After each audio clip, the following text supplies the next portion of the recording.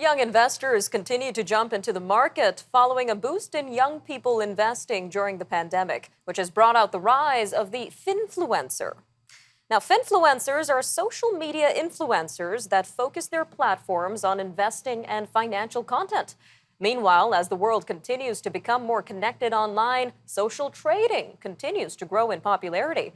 This comes as platforms like eToro and TD Ameritrade allow investors to share their trading strategies. But is the growing online investing world reliable and safe for your hard-earned money?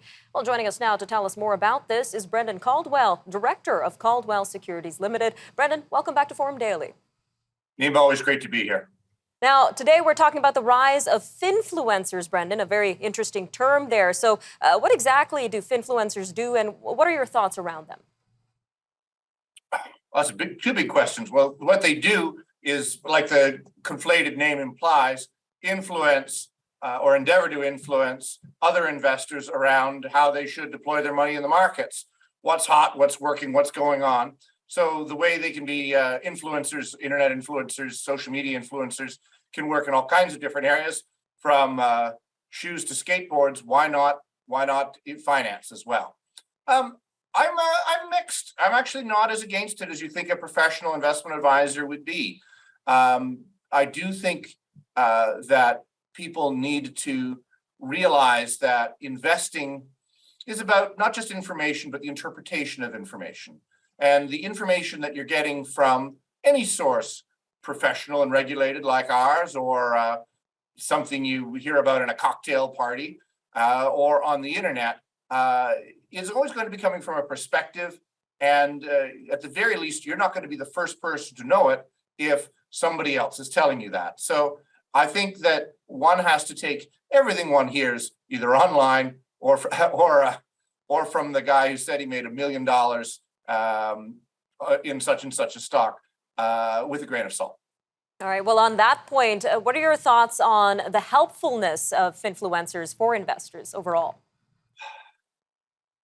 Inasmuch as it has engaged a generation in taking ownership of the economy by owning the best and most interesting ideas and getting them to deploy their money like owners, I think it's helpful. To the extent that it encourages straight up gambling and will leave a generation disaffected, because when this all turns bad, that they say, oh, you can't make any money in the market. I tried once when I was 23. That will be unhelpful.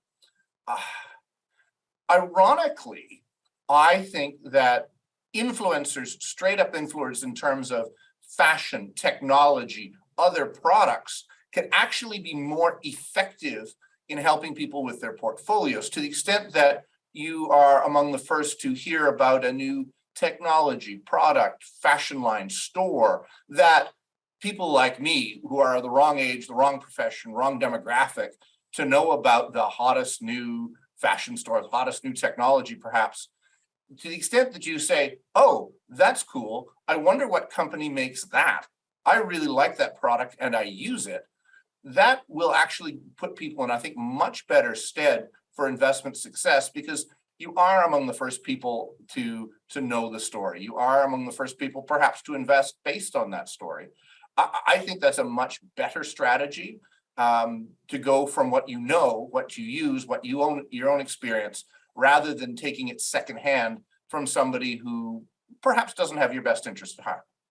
An interesting perspective to consider, Brendan. Now, just over a minute left here, but I want to switch gears to the other topic we're talking about today, social trading. So how does it work, and overall, is it safe and reliable for investors? Well, the safe and reliable is, I suppose, under one's mattress or the bank. Let's start with that.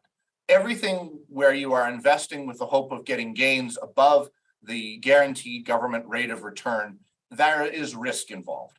To the extent that in a social platform, whether it's social media or social anything, there is risks in all of that, even if you're not deploying your money.